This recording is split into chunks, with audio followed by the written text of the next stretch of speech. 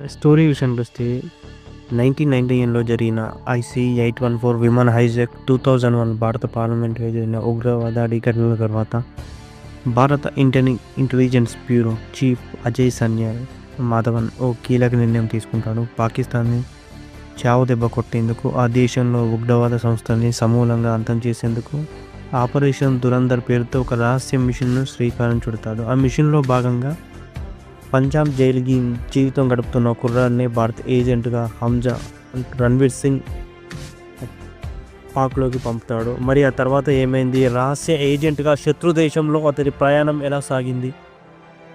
అక్కడ ఎదురైన సవాళ్ళు ఏంటి? కరాచీని అడ్డాగా చేసుకుని ఉగ్రవాద ముఠాలని పెంచి పోషిస్తున్న రెహమాన్ బలోచ్ని ఎలా అంతం చేశాడు?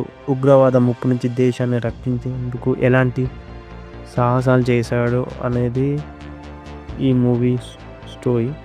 ఈ కథలో సంజయ్ దత్, అర్జున్ రాంపాల్ స్టోరీస్ అయితే పార్ట్ 2లో కూడా ఉంటుంది. రెహమాన్ బలూచ్ మళ్ళీ సెకండ్ పార్ట్లో అతన్ని కొంచెం టచ్ చేయడం ఛాన్సెస్ కూడా ఉంటాయి. ఓవరాల్గా చూసినట్టయితే దేశభక్తి అంశాలతో ముడిపడిన స్పై యాక్షన్ థ్రిల్లర్ ఇది. శత్రు దేశమైన పాకిస్తాన్లోని ఉగ్రవాద సంస్థల్ని మూలాలతో సహా పిలించి అంతమొందించేందుకు భారత్ ఇంటెలిజెన్స్ బ్యూరో చేపట్టిన రహస్య ఆపరేషన్ దురంధర్. ఈ మూవీ మనకైతే రియల్ ఇన్సిడెంట్స్ కూడా మూవీ చూస్తాము. ఇది ఫ్లైట్ హైజాక్ అని, పార్లమెంట్ అటాక్ కానీ మన కళ్ళం కట్టించినట్టు చూపిస్తారు. అలాగే ముంబై దారిలో అయితే అసలు మనకు తెలిసింది వాళ్ళు ఇండియాకి వచ్చి అటాక్ చేసడమే తెలుసు, కానీ పాకిస్తాన్లో ఉన్న వాళ్ళకి ఎలా నెట్వర్క్ ఫామ్ అయింది, ఎలా ఎవరిచ్చారనేది మనకు అక్కడ వాళ్ళ వెర్షన్ చూపిస్తారు. అదొకటి కొంచెం ట్విస్ట్ అనేది ఉంటుంది.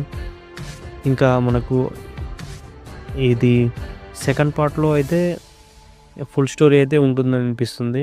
అలాగే రణ్వీర్ సింగ్ ఫ్లాష్ బ్యాక్ కూడా మనకి చూపిస్తారు. ఇక సారా అర్జున్ ఉన్న ఆమె కూడా ఇద్దరు పేరు బాగానే ఉంది. ఫస్ట్ అంటే రణ్వీర్ కన్నా చిన్నగా ఉంది అది ఉంటున్నారు, కానీ ఆ స్టోరీకి అలాంటి యంగ్ పాత్రకి కావాలని ఆమెలో చూజ్ చేశారు. ఈ మూవీలో అయితే చాలా బాగా చేసింది. సాంగ్స్ 2-3 సాంగ్స్ బాగున్నాయి. ముఖ్యంగా ఓల్డ్ యాక్టర్స్ వాళ్ళ వింటేజ్ సాంగ్స్ అయితే అసలు గూస్ బంప్స్ అనే చెప్పాలి. ఫస్ట్ హాఫ్ 2 అవర్స్కి అవుతుంది, సెకండ్ హాఫ్ 1.5 అవర్. ఇది ఒకటి కొంచెం డ్రాబ్యాక్. That's it guys.